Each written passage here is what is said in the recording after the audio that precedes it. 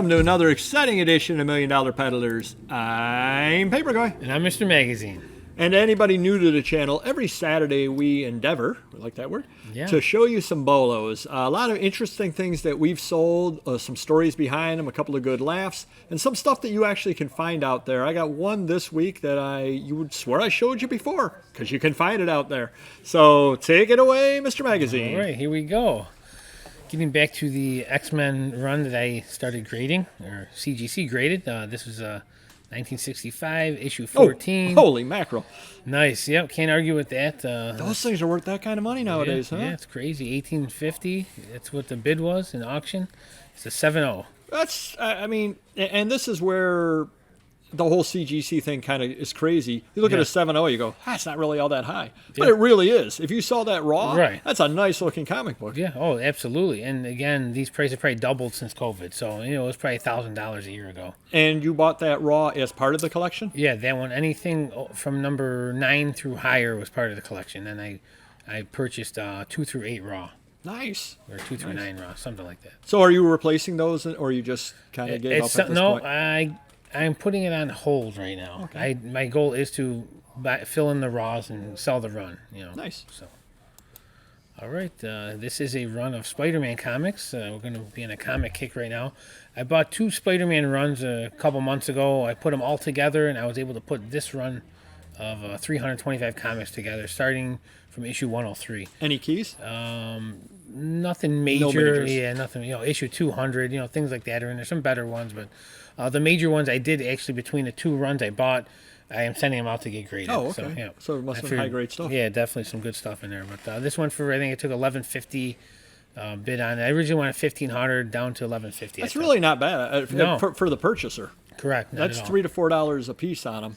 Yeah. But that also gives you an idea. If you can get a large lot of them and pay $1.50 a piece, there is money still to be made, even if they are, when you're negotiating, there's nothing good in here. Yeah, and the bulk of it was issues 200 through 400, so a lot of good earlier stuff in the McFarlane stuff. Yeah, cool.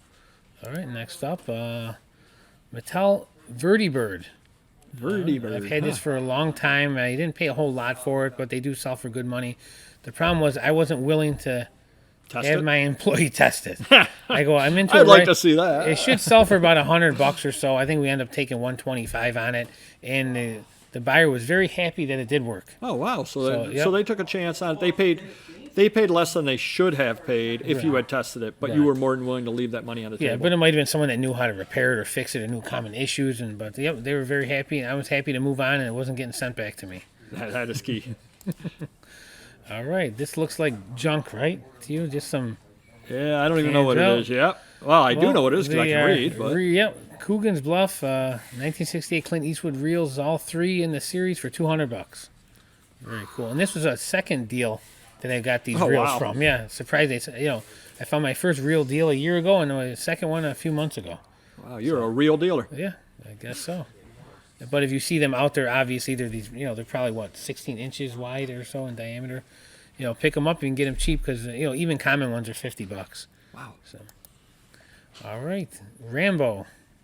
Now those were junk back in the day. They were junk back then. 30, so nearly a full box. Yeah, I ended up taking $125 on it. Yeah. So $4 a pack. Yep. So a box is $144 for a box. I think boxes go for about $200. Yeah, if you get this box with the the actual box because that has some value. Correct. So $200 for a box. Yeah, that was great. a $10 box forever, wasn't it? Oh yeah, I've had them before with the black stripe across the front. Right. Oh yeah, no one wanted those things. Holy mackerel! Yeah.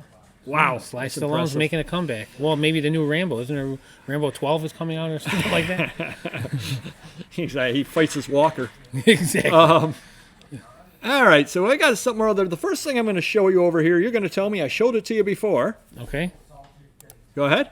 You did, yeah. So either they didn't buy it and you'd resell it, or you just have so many of the same ones. Actually, pick these up, 5 for $1 at an estate sale. All right. So 9 of them, so I paid just under $2 for these. They went for, I think, $21. This is a different lot. Nice. And the reason why I bring this up is because we've showed you in a past BOLO that you can sell James Bond paperbacks in a lot. I'm going to show you again that you can sell James Bond paperbacks in a lot. They had them 5 for $1. The guy had his library all sorted, paperbacks. Oh, nice. So I went, as I was going through them, I saw these, grabbed them. So I paid $1.75 for these over here and got $20, like $21 out of them in a week. Very cool.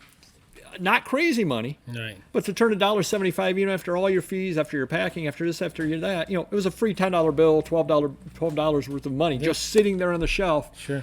And you do tend to find these all together in one lot. Yes, you can find one-offs here and there, but if somebody liked James Bond, they usually bought a lot of paperbacks. Yeah. And these are not hard to find whatsoever. So Right. do keep your eyes. The next item, do keep your eyes. That's a good. Do keep your eyes open. Yeah. You probably want to keep them also. Exactly. Esquire, September 12th, 1978. Gillies Urban Cowboy Tech Schramm Harvard Crimson. I got the $29 bid on it. Somebody did buy it. Do you know why somebody bought this? Well, Urban Cowboy. Oh, Saturday Night Fever would have been nice to say, no? I would have said that maybe. Well, I didn't see that, but leave that out. Maybe you could have got 50. Actually, the reason I didn't say it is because it really It's very long. It also barely talked. It had like one picture of John Travolta in it, and it was more. It wasn't necessarily so much about Saturday Night Fever, but about like, in the late 70s, this was the way our group was when we went out type deal. So I could have said something other about it, but other people had sold it for like $15 just listing the Urban Cowboy. I actually went inside and said, what is it based on? And Gillies was the bar in Texas that started the whole thing. So I'm fairly sure I sold it to somebody that's interested in Gillies, the bar. Right. So taking that extra step did help sell it because, again, everybody else just listed Urban Cowboy as opposed to, well, where did the whole craze come from? Yeah. There were pictures of the bar, et cetera, et cetera. Next item we have over here, we put up in our Instagram. Do subscribe to our Instagram if you haven't already. We do put some interesting things up. This was actually from a collection of things that were political in nature. And this obviously was from, political. They were having a meeting of the parliament or whatever. Yeah. Door locked during joint session. It warms my heart that the kids of today are so interested in the political process. Yeah, absolutely. It must be starting his own country. I don't know what he's doing, but for some reason, door locked during joint session sold.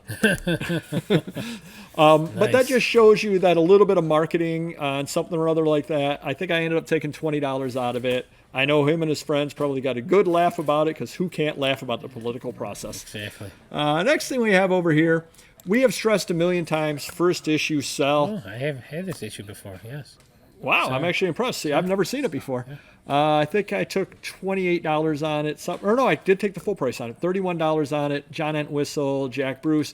First issue, right there, big letters, first issue. I've never had that magazine before. I'm quite happy to have sold it for that. Cool. Very, very happy. Next thing we have over here, I learned a new word when I was looking this up, and I don't even know how to pronounce it. Collieries. Daylight Collieries Stores Advertising Fan, Dawson Springs, Kentucky, coal mine. Collieries means a coal mine and the buildings and all that around the coal mine. Now you know as well. Yeah. Had no idea whatsoever. I think I took a $20 offer on this. I paid $3 for it. Sold it very, very quickly. Very happy to have it gone because I don't specialize in fans by any means whatsoever. But it was just a quick little, hey, that's $3. I think I can sell it to somebody in Dawson. Right. Sure enough, somebody ended up buying it. Very cool. And the last thing we have over here, I ended up making money on it. Not nearly the money that I thought I would make on it. Picked it up. I'm cutting into your territory over here. Oh, here we go. I actually had this idea from Primetime because he buys comic books on Heritage, and I bought this on Heritage. I ended up taking. Nice. I paid $265 for it, something other like that. Yeah. I took $335 on it, something like that. I made $30 to $40 on it. It had been up for a while. I really thought it was going to sell a lot faster than it did. The gentleman made me a couple of different offers on it, and then I actually took the time to explain to him, here's what I paid for it. Here's what shipping is going to cost. Here's what fees are going to cost me. Yeah. He was very understanding and made me an offer enough to put $30 to $40 in my pocket. Yeah. So very good, but he was all worried about how it would ship to him. And he had said something or other, and maybe you've had people contact you about this as well. He said that, I guess it was an earlier thing on here, but he had said it looked loose down at the bottom.